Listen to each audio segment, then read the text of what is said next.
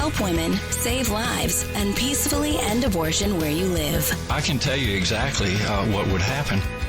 The infant would be delivered. The infant would be kept comfortable. The infant would be resuscitated if that's what the mother and the family desired. You were serious about that? Be inspired to change hearts and minds by joining over 1 million volunteers taking part in the global movement happening in your neighborhood. She says, pray that I can get through this abortion. And I said, oh, no. So she went ahead and went into the abortion clinic. When she just came out, she told us, I'm not going to get the abortion. We just had a baby saved. We had a baby saved in Memphis today. Praise the Lord. This is the 40 Days for Life podcast with your host, Sean Carney. Hello, and thank you for joining us today on the 40 Days for Life podcast. I'm Sean Carney, the president of 40 Days for Life, and your host for this podcast, which is dedicated to helping you end abortion where you live. Happy 4th of July. You are listening to this podcast the day that it comes out. It is out on July 4th, and yes, it is pre-recorded, obviously. As Steve and I right now, I'm sure, are lighting things on fire, and including meat and explosives. And so we are busy doing that, celebrating the great sacrifice of General Washington and all of the wonderful heroes of the American Revolution, a war we had no business fighting, and certainly no business winning. But that was the birth of America. Thank you to our ancestors. As our country continues to try to get rid of your memory that you ever existed at all, we honor you today on the 4th of July. So welcome to this patriotic podcast, and a very important podcast as we look forward. Most of you are not listening to this on the 4th of July. We recently talked about the one-year anniversary of Dobbs, the case that overturned Roe v. Wade on June the 24th. Just recently, I was in, most of our team were in Washington, D.C. for the Celebrate Life event with Dr. Alveda King at the Lincoln Memorial, celebrating that great day when that horrific law that that killed 64 million little boys and little girls the last 49 years was overturned, and it was a great celebration. This is just the beginning. We never imagined this day would come. Many are not here with us who worked to make it happen. And we are with them today in solidarity, and we will honor them tonight, because today is one of the greatest days in the history of the United States. And today for us is a privilege to be an American at this sacred spot and celebrate this huge victory for all Americans. And today we are going to talk about the 8 biggest post-Roe surprises. So we're going to turn the clock back to maybe July 4th of 2022 and see what did we maybe predict and not predict that would happen in the coming 12 months. And we, of course, know that now, and we will cover that for you. There's a lot of good, there's a lot of bad, and there is some ugly. So joining me on this patriotic 40 Days for Life podcast episode, somebody who is not ugly at all, but does love his country greatly, and that is Mr. Steve Carlin in Madison, Wisconsin. Steve, happy 4th. Hey, happy 4th of July. At least one of those two things that you just said is true. I do love my country. But you are not ugly. We've gotten many reports on just how handsome you are since we launched this video podcast. So congratulations. Very good. I look forward to seeing those. I don't think those have come into my inbox, but I eagerly await them. Jill, send them on over. We're keeping you humble by just sharing them with the rest of the team, but not actually you. So one of the things that we're going to get into is the political landscape. That should be a lot of fun. But before we do that, you made a revelation to me, and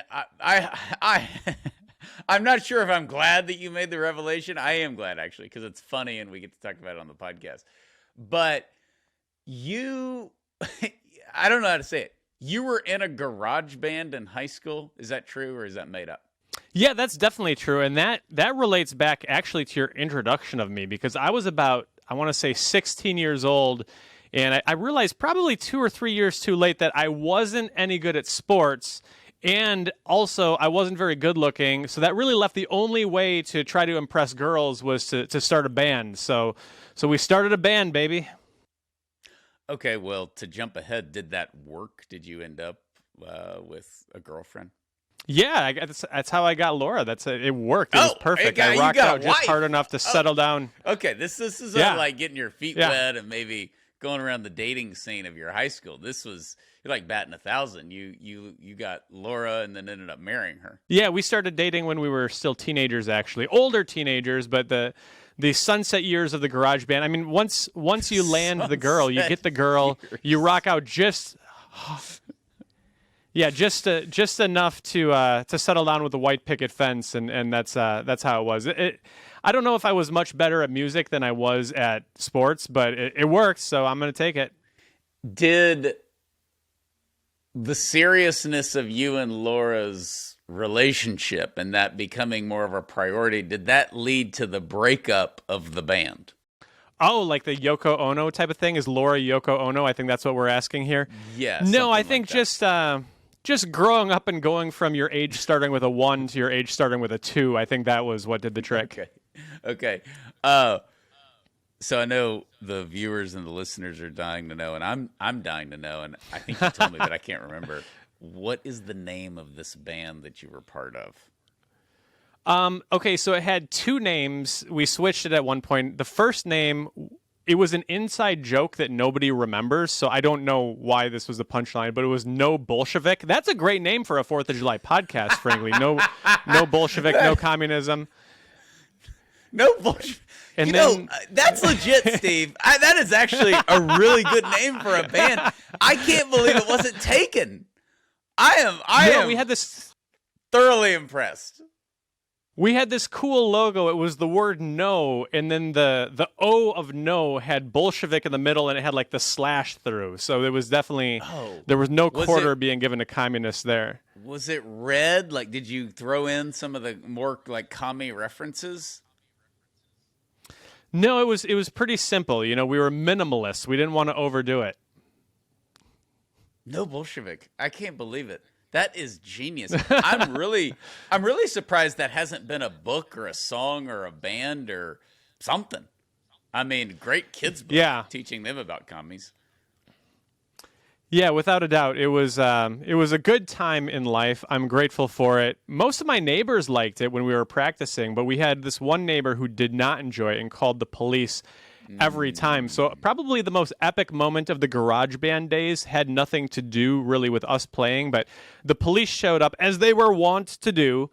And, we did the quick thing, like quick turn down the amps a little bit quieter than they were before. And they say, I don't know, we were only playing this loud.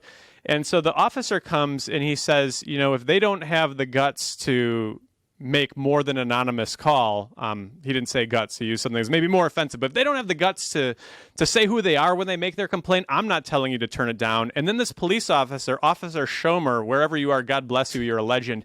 He took off his gun belt. A listener. He took off his gun belt, he set it on the amp, he picked up my buddy's guitar, and he just wailed away on the Eddie Van Halen Eruption solo, which was the greatest moment in garage band history. That's awesome. I was going to ask, you had to get some friendly cops because number one, you're not, you're not breaking the law really. It's work. It takes a lot of work to have a garage band. It takes some discipline. So cops tend to like young kids that are active because they have to deal with so much bad from in their jobs. So it had to be kind of edifying. Like, look, you guys you're getting organized. You got a band. Of course, if they're into music, it's just like 40 Days for Life. Most of the cops are really nice and really like us and respect us. They just get some angry call from Planned Parenthood. In this case, which maybe, Steve, it was Planned Parenthood calling the cops on your garage band. You got to think about that. But it's the neighbor who won't give his or her name. You sure it wasn't your mom? No, it definitely was not my mom. She loved the garage band a little too much, if you know what I mean. I'm sure you can imagine what I'm talking about. Steven needs to quit school and go on tour, and Okay. Maybe not that, but she was into it. Most of the neighbors, they'd come out, but most of them, they'd come out and they'd like do their landscaping. Like, it's fun. You know, we're not playing like, you know, this isn't like heavy metal. This was like Brown Eyed Girl or Matchbox 20. It was easy on the ears, but these certain neighbors, they just didn't like it. And a lot of times we kind of have like the backyard party. And so I think the reason, to your point about the police not being too upset about it, is they'd show up to a noise complaint and they found a bunch of teenagers like, there's no alcohol, we're drinking Mountain Dew and we're playing Brown Eyed Girl. I think, okay, we can live with this. This is really not a problem, y'all. You know, perhaps the uncoolest garage band ever, but your name, the least dangerous band in the world. But the name was just phenomenal. Are there T-shirts? I'm glad you approve of it. I don't know if they still exist, but they were. We had, each of us, there were 3 or 4 of us in the band at any given time, and we had like shirts that had like, they're kind of like the blue collar, like workman's shirt, and they had like your name in the corner, and then on the back it had the logo. We thought we were really cool. Absolutely. Y'all could have been, you could have worked at like an oil change place. You could have been part of a bowling team with those kind of clothes. Mm-hmm. Yeah, no doubt. It's really, really impressive. I have nothing to counter that with as far as cool high school experiences. I can't compete with that. That is unbelievable. What'd you play? Bass guitar? I played the bass guitar, and I was the lead vocalist, which is kind of a frightening thought, probably. You were the singer? I was the singer. That's how I got the girl. That guy always gets the girl. I forgot. How could I forget? That's right. Oh, that's right. I missed that. I see you like in the background, you know, just doing your thing. And Laura's like, I like the guy that doesn't talk as much. But that was the opposite. You were the star. You never sing on the podcast. You've never sang at a symposium. You've never sang at a team meeting. We didn't know you could sing. I dance at the work events. That's what I do at 40 Days for Life events. I'm the dancer. You can't sing and dance. I'd be a hog for attention.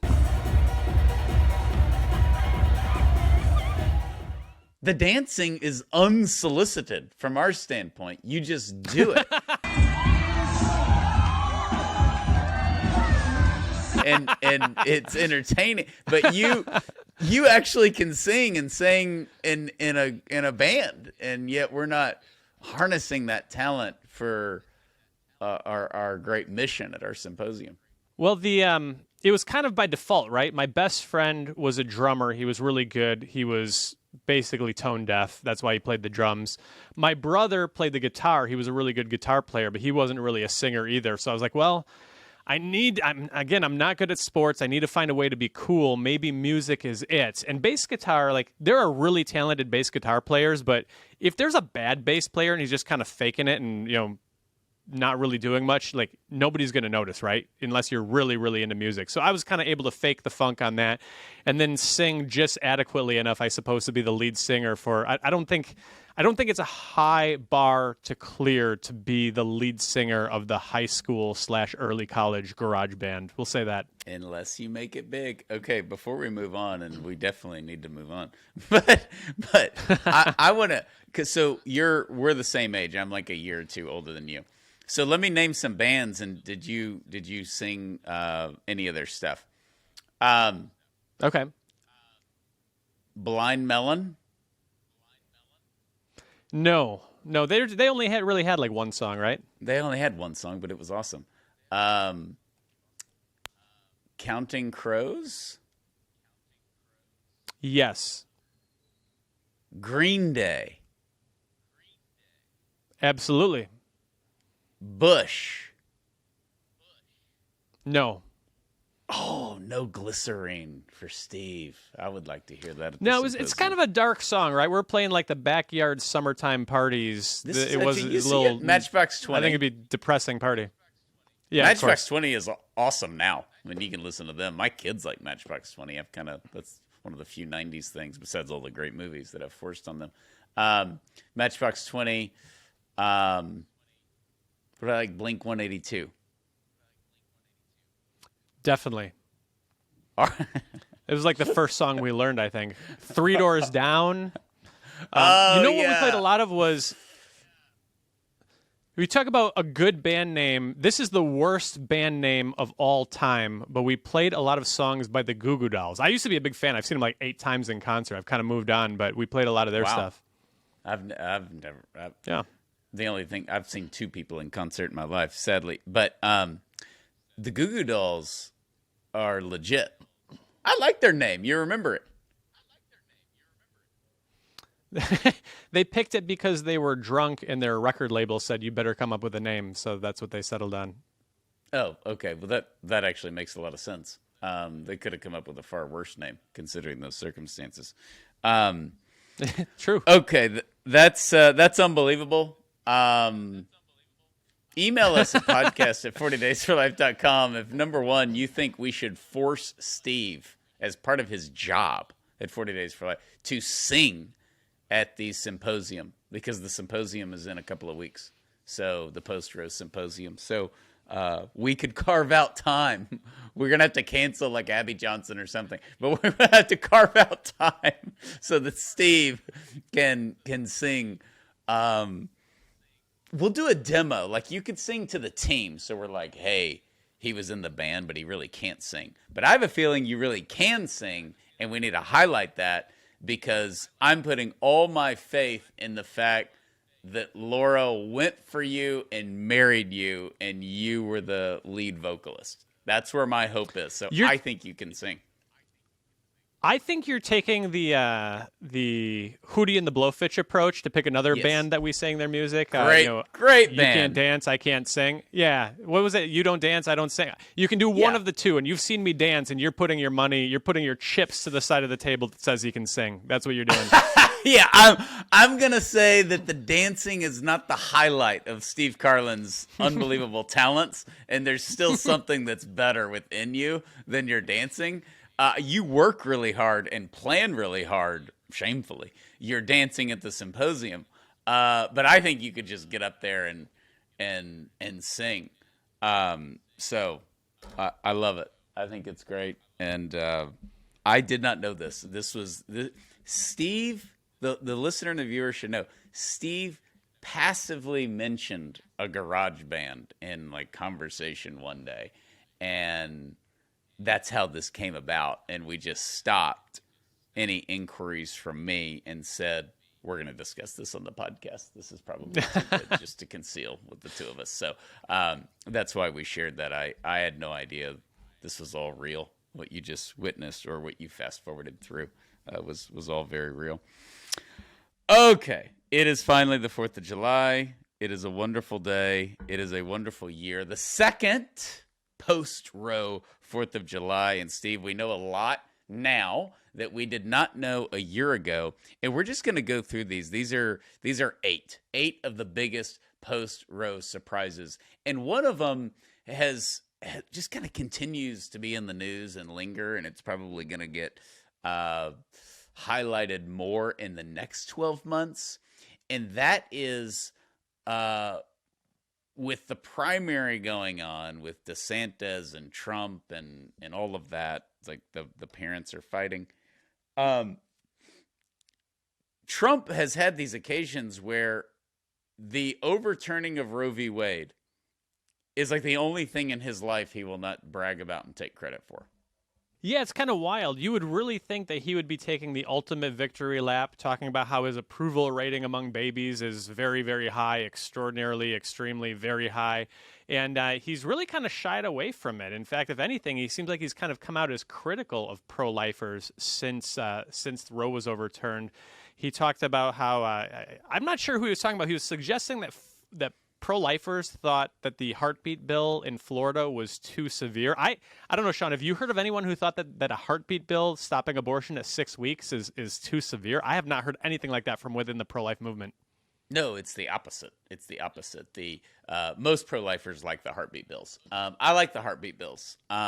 Every political group has to have some kind of compromise in order to get anything done. You can say that's weak. You can say that's horrible. You can say whatever. But that's one of the reasons I don't work in politics, frankly, and I'm 40 Days for Life. We work closely with these great political pro-life groups. We do not, however, envy them.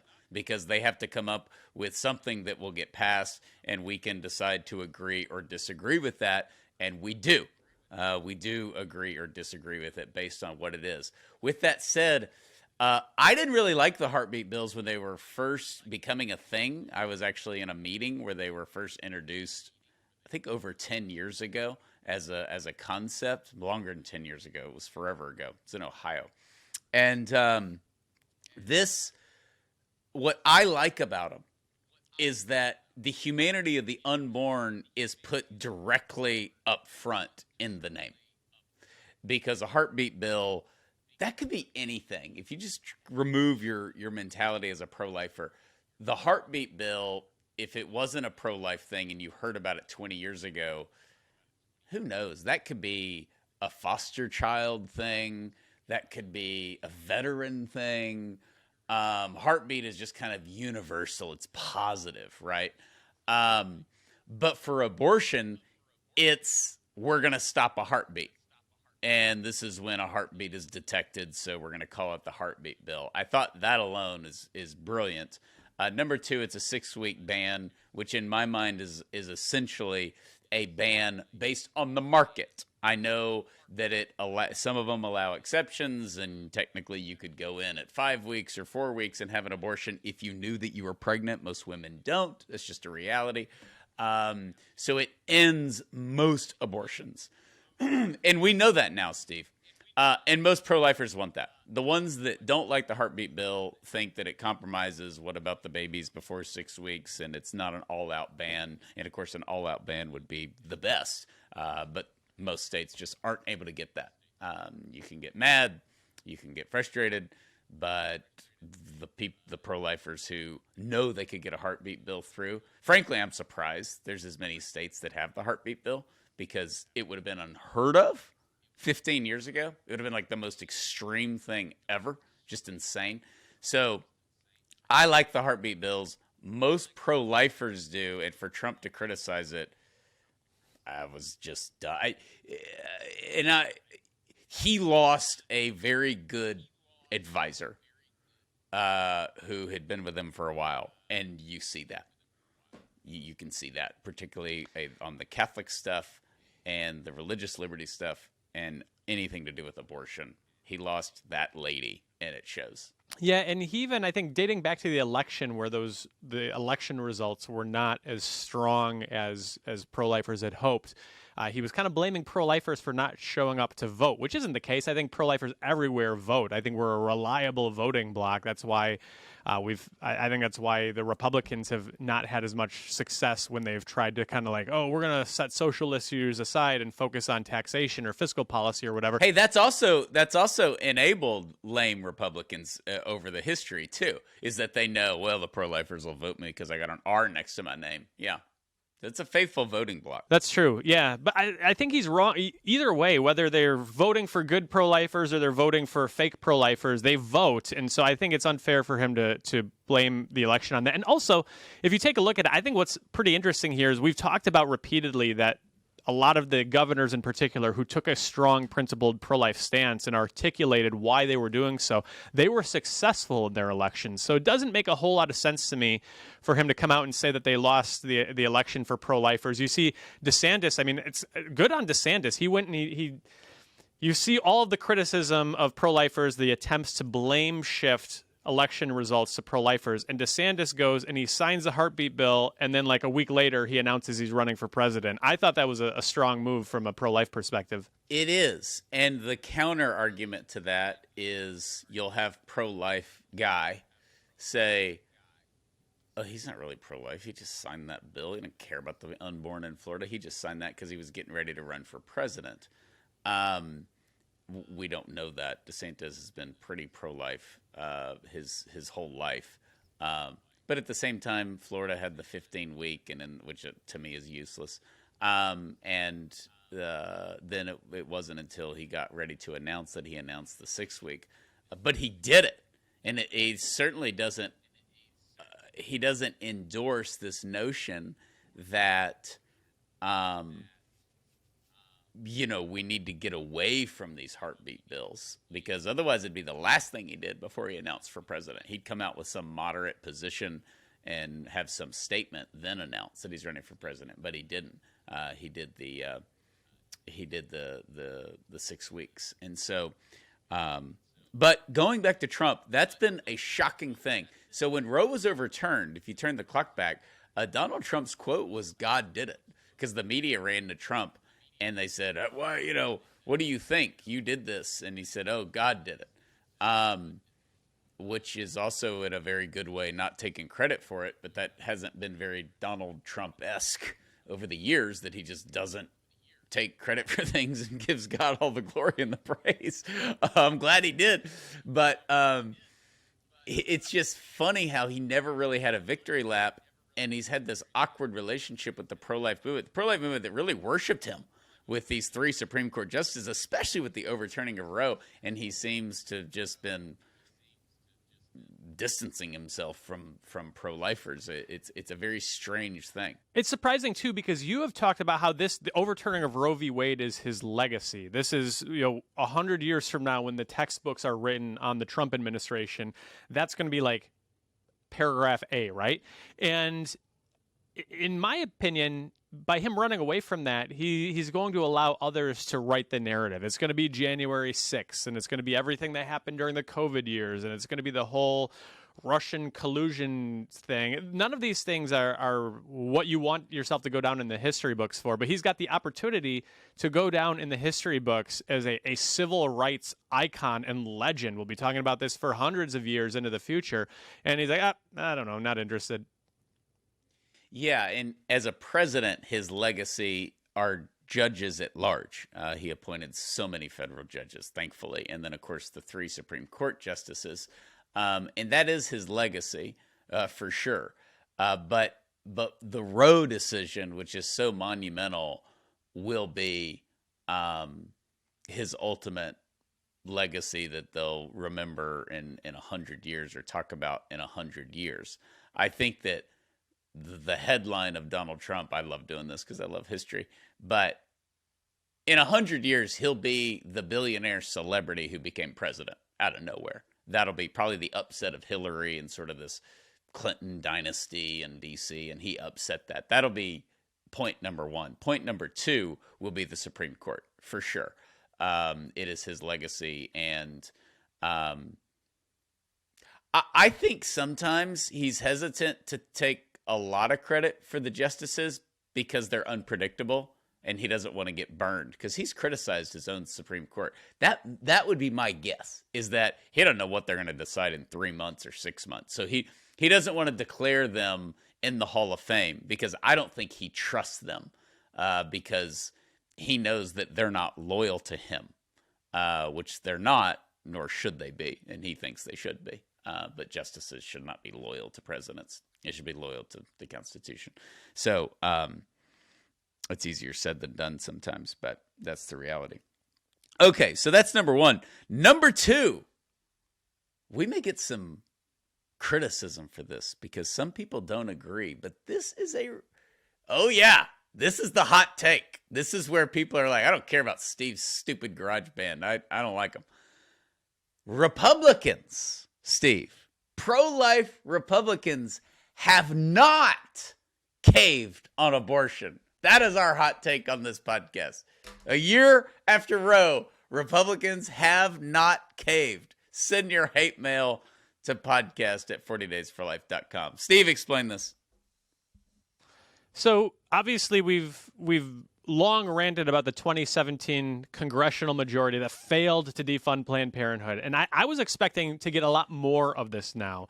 We saw after Roe was overturned and there were some tough election losses, we saw, I think, CPAC, the Conservative Political Conference, out with the pro-lifers. And I kind of thought we would settle into maybe the European model where, okay, we'll we won't have abortion in the third trimester, and we'll maybe have it limited in the second trimester, but maybe we'd settle in on that 15-week ban that you talked about and that you mentioned is largely useless because it only covers a small fraction of the number of abortions that take place in the U.S. each year. But I would say, well, I've been disappointed at times. I've overall been pleasantly surprised that I don't think that the Republicans have caved as much on this issue as I expected that they would. We mentioned DeSantis signing the heartbeat bill before he announced his presidential run. We've seen a lot of discussion of Republicans in pro-life, Republican-dominated states maybe rolling back their abortion laws. Oh, gosh, okay, in the heat of the moment, we passed a heartbeat bill or we passed a 10-week ban or whatever we passed, but, we'll add exceptions. I know in my state, the Republicans were talking about we're going to add exceptions to the law, not just life of the mother, but we're going to go rape, we're going to go incest, we're going to go health of the mother. A lot of talk about rolling back existing pro-life laws, but it hasn't materialized really at the state level in any significant degree. And then we saw North Carolina, which is a big-time swing state, critical for 2024. North Carolina, the pro-lifers in the Republican Party overrode a veto from their governor on a 12-week ban. And we can talk about how effective a 12-week ban is or not, but they were spending political capital to strengthen abortion restrictions and pro-life protections in their state. And we also saw the chair of the Republican National Committee, Ronna McDaniel, urging the GOP to take on abortion head on, not to run from it or to try to hide from it, but to take it on head on. So I wouldn't come up here and defend every Republican and say that they've been perfect, not by any means. We've criticized both parties on this podcast, but I would have really expected to see, we think that Democrats will become more pro-life because of Dobbs. I expected Republicans to moderate as well, and I'm overall pleased with how it's turned out so far. Me too, especially if you take a year ago, because when the news came across that they overturned Roe, I told Mary Lisa, my wonderful bride, the Republicans are about to cave. Because I do think a lot of them were sitting there watching TV and it said, the Supreme Court overturned Roe v. Wade, or their kid ran in and said, Dad, they overturned Roe. And a lot of these elected officials, the Republicans, were like, great. Now what am I going to do or say? So that was an initial reaction. And it just never hit the level that I thought it would. I thought for sure the state laws they were all going to wimp out. And the North Carolina thing is only a big deal because North Carolina, to me, is not a swing state. It's blue. And so that's a blue state that the Republicans actually used political capital to get a 12-week ban. A 12-week ban I don't think is that great at all. But it's surprising. In North Carolina it is, sadly. But that's the reality. I mean, that's like California having a 20-week ban, which would just be unheard of. So it's really important to turn the clock back and think they're all about to cave. The midterms are disappointing, and the midterms are not disappointing. Weren't disappointing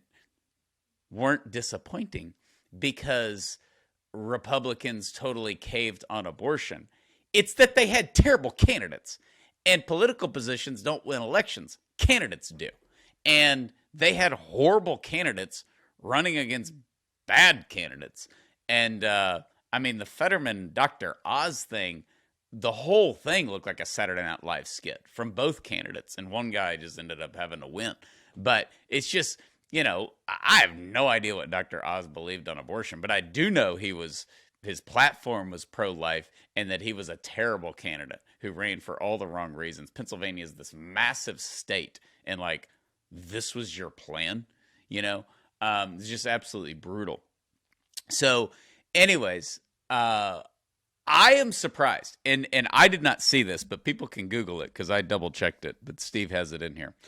Ronna McDaniel, who is the RNC chair, told the GOP candidates to address abortion head on.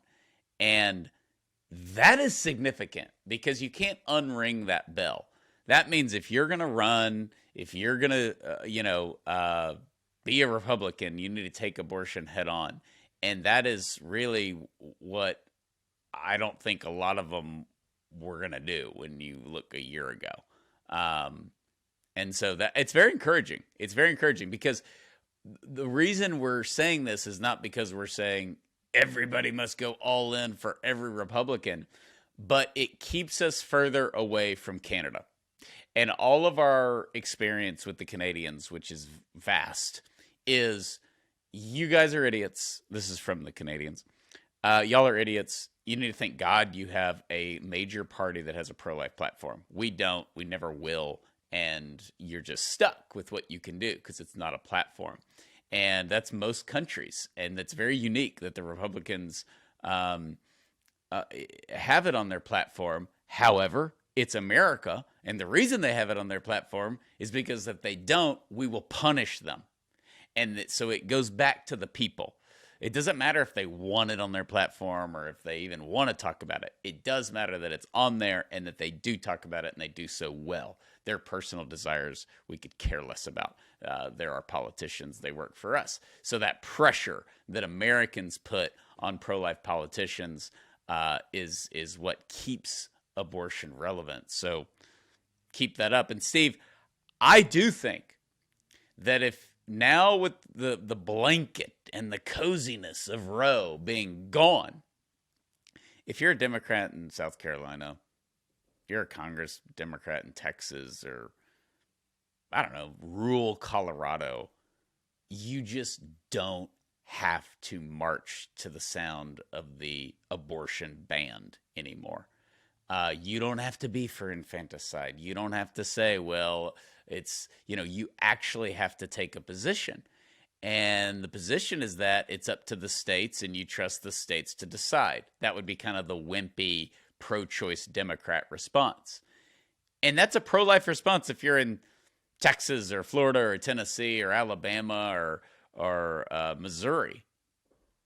So I think the longer we get away from Dobbs, the easier it is. Women are not dying in the streets. The world did not end. And there's a million other things out there. And it will help Democrats get votes. I think more Democrats can afford to either be pro-life or to be way less pro-abortion than the spokespeople for the Democrats are, for sure.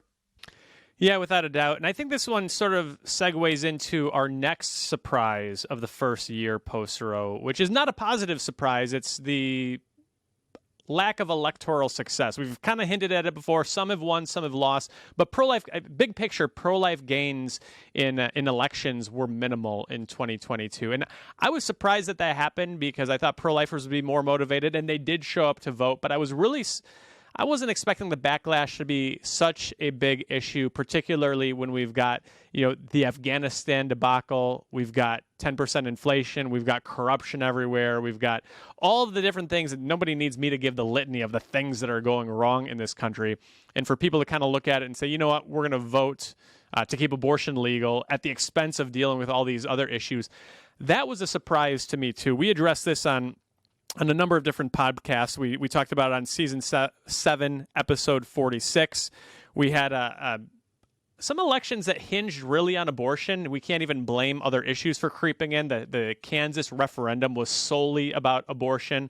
We just had a Supreme Court race earlier this year here in Wisconsin that hinged solely on abortion. The Montana referendum on infanticide, which voted to keep infanticide legal in the state of Montana.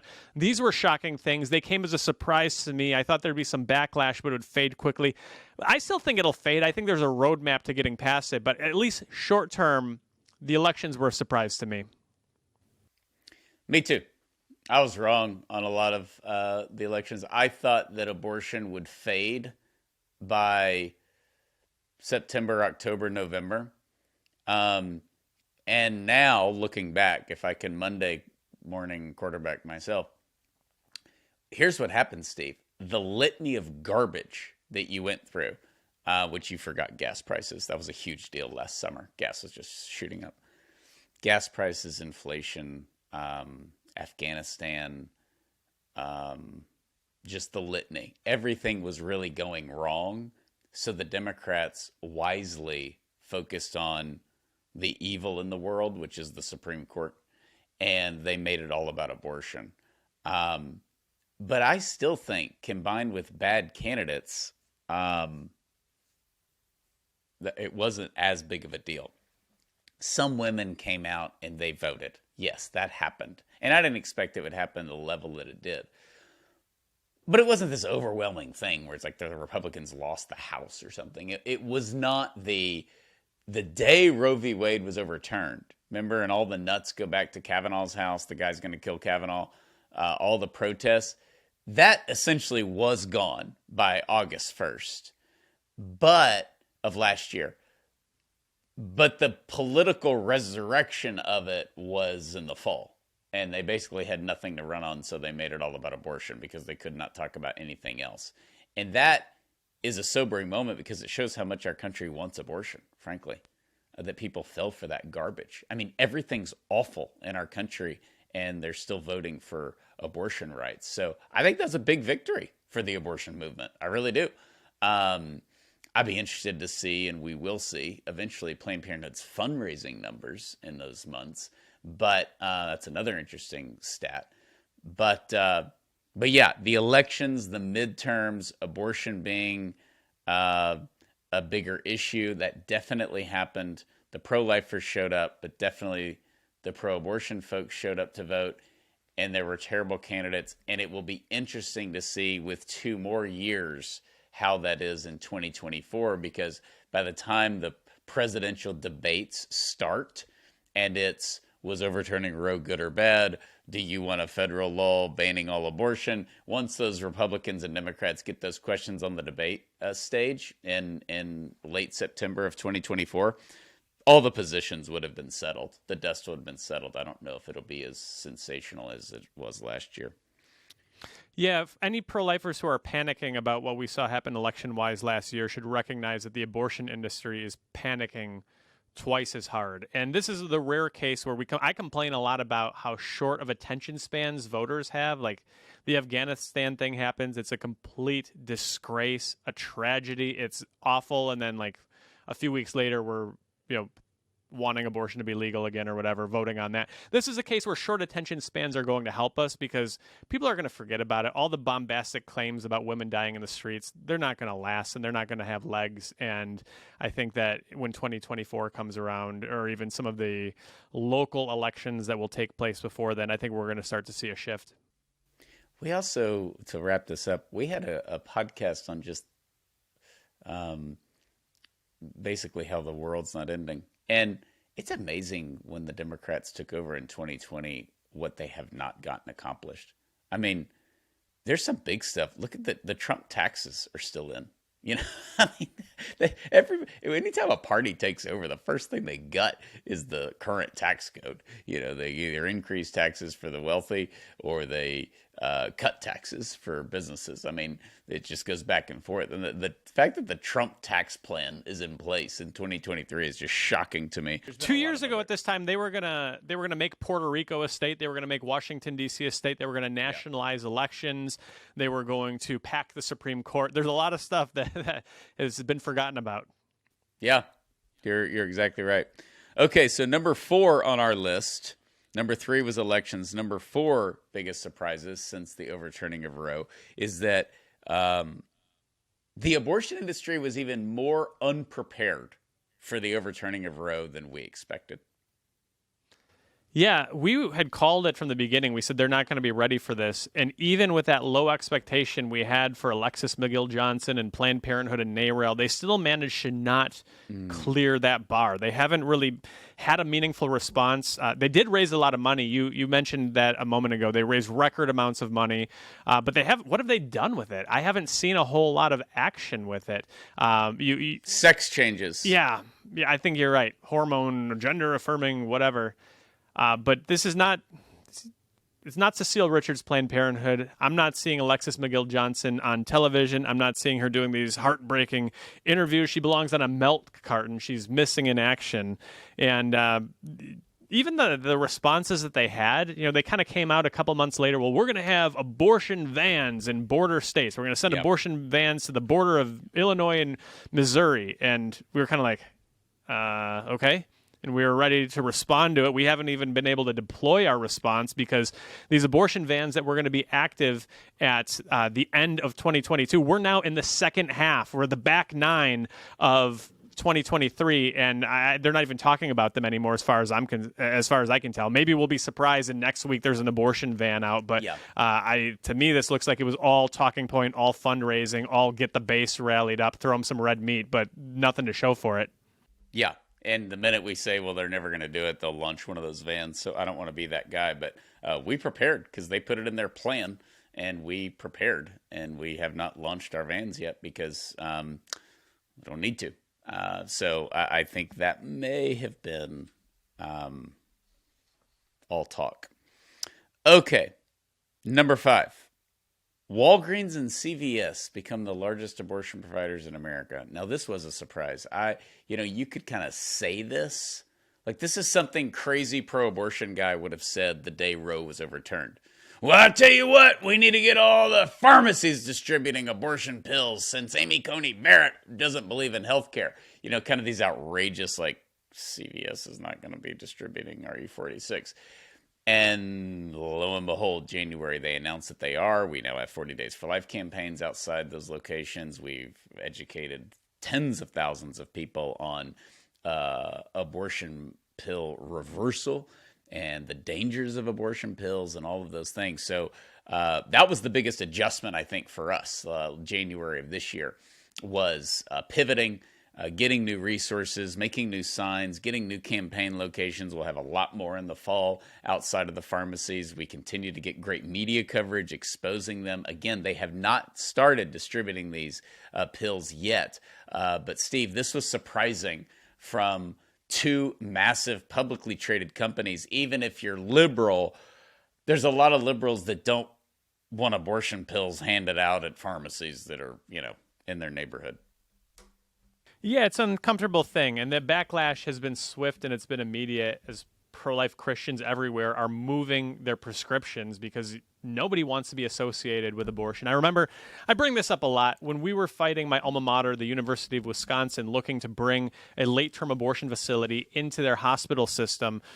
We saw backlash from pro-life Christians, but it wasn't just from the pro-lifers. It was, as you suggest, the people who support abortion in theory. They support abortion in the abstract. But when it comes to actually, do I want to go get my health care in a facility where they're butchering babies? Do I want to go get my Snickers bar or my contact lenses solution from a place where they're handing out abortion pills through the drive-through window?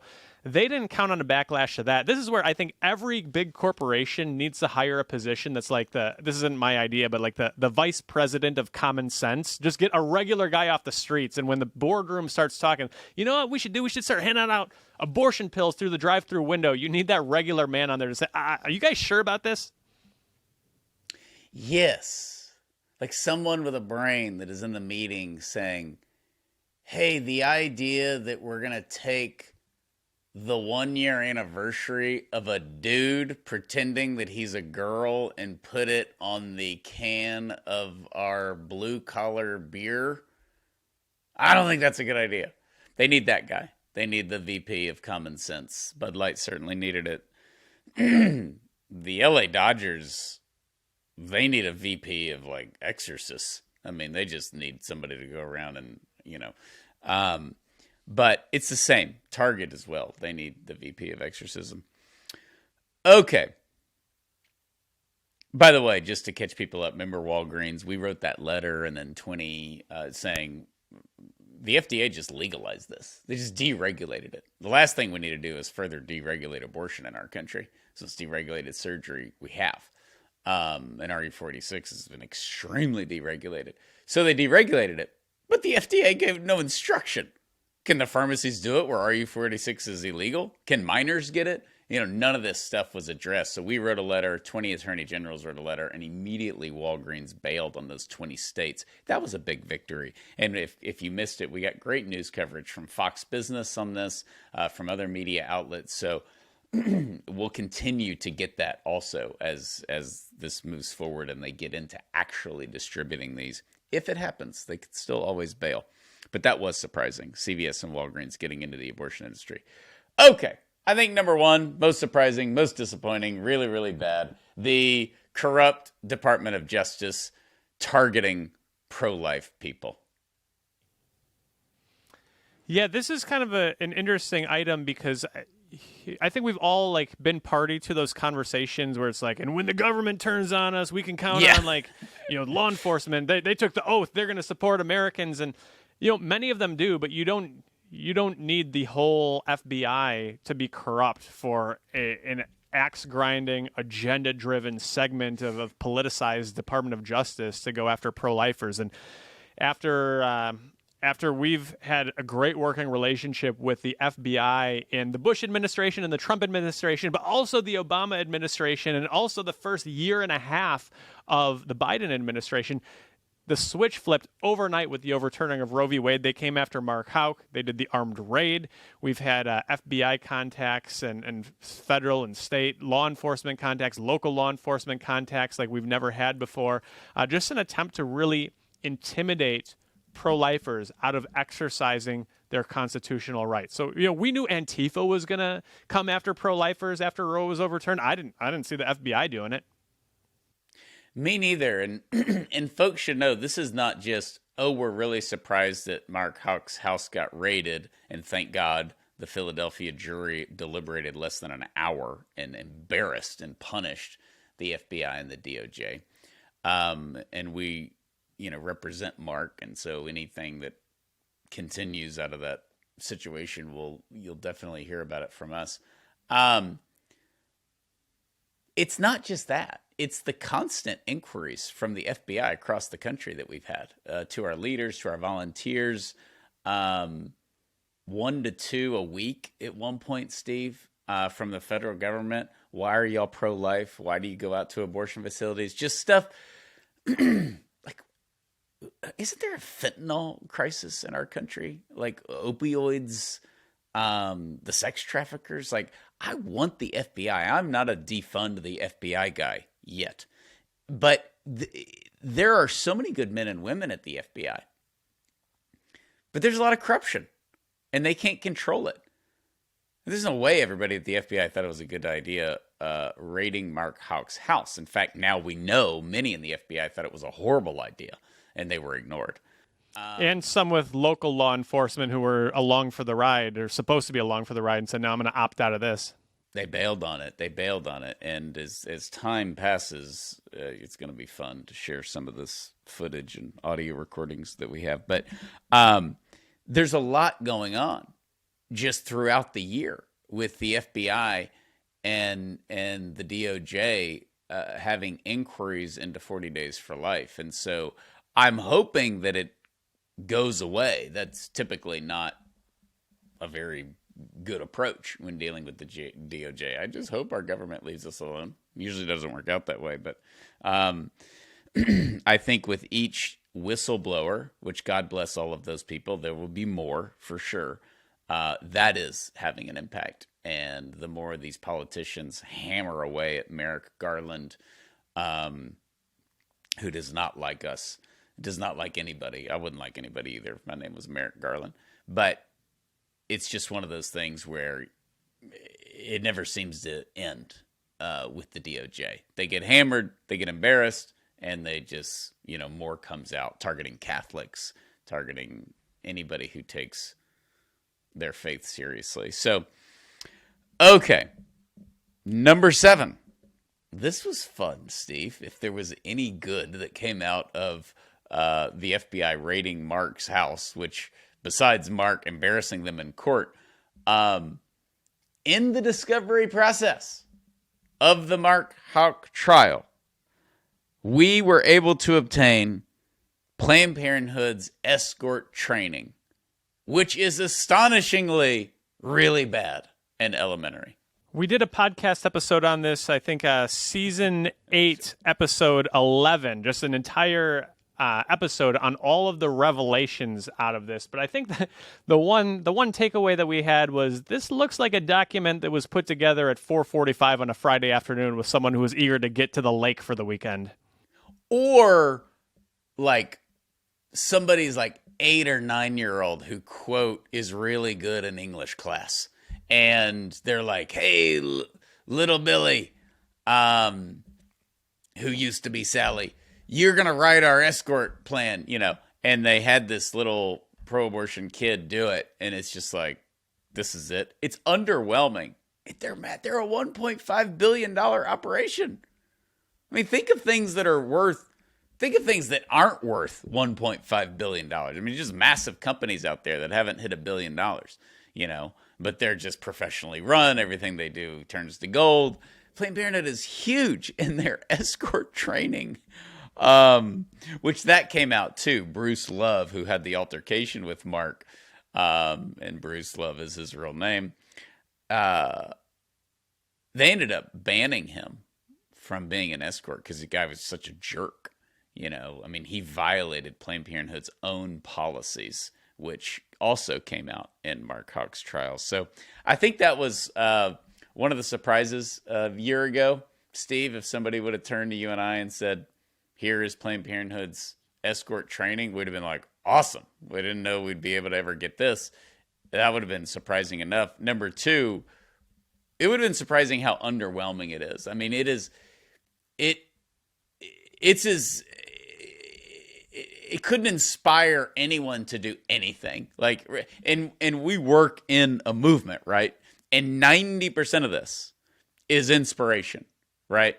It's all for the cause. And of course, we need the 10%. We need to know what to say when, and we need signs, and we need organization, and we need conferences, and we need to train and touch base and legal expertise and all that. But 90% of it is the big picture motivation that this is the greatest injustice in the history of man. And we live in this time period of history. Planned Parenthood's escort training, and being an escort's hard for Planned Parenthood. I'll give them that. It's hard. It's controversial. I mean, would anybody want to deal? I mean, they look down on women who have abortions. That's why they have to see themselves as like these heroes standing up for women, because they're not. And that document, it couldn't inspire you to go to the bathroom after drinking 20 gallons of water. Yeah, and we enjoy on this podcast making unnecessary sports analogies, and I'm going to continue that fine, proud tradition right now. If this had not been leaked through the discovery process of a federal court hearing, I think my reaction to it would have been one of disbelief. Imagine my brother knows a guy. He works for the Cowboys. He said they have an agreement in place. They're going to trade Dak Prescott, the quarterback, for 2 first-round picks and a second and a couple of wide receivers. And you're like, you're kind of paying attention and be like, yeah, I don't know. I don't really know that I take the guy your brother knows seriously. If some pro-lifer from like my local campaign or any local campaign had shown me like, hey, we got Planned Parenthood's escort guide, I'm kind of like looking at like, I don't know. I'm not really sure about that. This isn't very good. And it's not local. It's not the Philly one. It's the national one. And that's what makes this so difficult. Okay, so that was the 7th surprising thing from a year ago. All right, the 8th surprise. And it's good. It's very good, and it was needed. Persecution at 40 Days for Life campaigns just dropped off nearly completely. Praise God. After 2020, when it kind of started up, 2021, 2022, the beginning of it was a little bad, and then it just died once Roe was overturned. Yeah, it had gotten a little bit crazy from, I'd say, Trump taking office through, I don't know, a month or two after the Dobbs decision came out. And, I'm at a birthday party and, for my daughter, and, we're getting notification of a threat that was made at some vigil. And, I'm at my parents' anniversary party, and the 40 Days for Life website gets cyber attacked. All these things are going on constantly. And we're thinking, gosh, the first campaigns post-Roe are going to be... Every time you're at a party. Yeah. And you just can't really sleep at night. I make sure the ringers turned up all the way high in case something happens. And I want to be clear here. I'm not looking to be dramatic. We have not had, an abundance of terribly serious situations. We had Ron in San Francisco in 2019, I think it was attacked. He was fine, but these are still, even at the persecution's worst, it's an anomaly. There's a lot more bark than there is bite, but we take the bark seriously so that it doesn't turn into bite. And all of that said, leading up to the campaigns, I thought, this is going to be an escalation. It's going to be more difficult. And by the spring campaign that we just completed a few months ago, there were few incidents. The severity was less. They were further between. Thanks be to God. I'm not going to count on that continuing. We at 40 Days for Life are going to continue to work on our best practices. We're continuing to train leaders on how to handle escalation, how to handle threats, how to handle it all. I think our preparation that we have provided with leaders and participants, all of that training, I think is a reason that the persecution has been down. We don't create our own emergencies. But all that said, when we saw, June and July of 2022, the pregnancy centers are being torched, churches are being spray painted. All of this persecution was at a record high when it was already high before Dobbs. I'm extremely surprised and extremely grateful to God that we saw a sharp decline. I am too, and if the listener and viewer are paying attention, that means that persecution at the vigils really dropped off. But targeting from the government went to an all-time high. So we're getting, I guess, the persecution is just from the government, which is, non-violent and all that. It's just more like harassment. But some of the violence and some of the craziness, stuff being thrown at us, has really dropped off. And even during the height of it, 40 Days for Life was still safe. I mean, it's still a handful of vigils where this stuff happened. But it did just have a huge increase over the years. It just seemed like we were getting 4 or 5 reports a week from across the country. And then that just died. Thank God. Thank God. So, okay, let me review our 8 surprises since Roe v. Wade was overturned. Number 1, Trump somehow does not take credit for the overturning of Roe v. Wade. Number 2, pro-life Republicans have not caved. That's our hot take of this podcast. Number 3, the elections of 2022 were surprising. Number 4, the abortion industry was even more unprepared for the overturning of Roe than we expected. Number 5, Walgreens and CVS get into the abortion business. Number 6, the FBI turns on its own citizens. Number 7, the Mark Houck trial reveals Planned Parenthood's escort training, and it's underwhelming. Number 8, persecution dropped. So those are the things, Steve, we did not know a year ago. And some of them we wish we didn't know. Some of them we're glad we do know. But what we know is a lot's going to happen in the next 12 months. We just wrapped up applications to lead a 40 Days for Life, either a 40 Days for Life 365, a year-round vigil, or the fall campaign in September. So be sure to pay attention for your local location. It is awesome because in a post-Roe world, 40 Days for Life grew. Praise God for that. We'll have a lot of announcements over the coming months of big projects that we're doing, and it's going to be a lot of fun. Trust me, in a post-Roe world. Be sure, too, with the airing of this podcast coming out on July 4th, keep all of our local leaders in prayer as we gather in Florida for our annual Post-Roe Symposium. We will train a lot of new leaders. We'll be joined by some great speakers, including a former Navy SEAL, our friend Abby Johnson. Mark Houck himself will be opening the symposium on Friday night with a talk. And so really looking forward to it. Please keep that event in prayer. And be sure to celebrate the 4th of July, not just for one day. We talked a lot about the 4th of July last week, so if you need a 4th of July fix, you can go listen to that podcast because we have Robert, who I think we actually converted to being an American because England is shoving itself down the toilet. And so Robert is more open to the 4th of July than he ever has been. So happy 4th of July. Thank you, Steve. Please rate, review, and share this podcast, and we will see you next time. God bless you.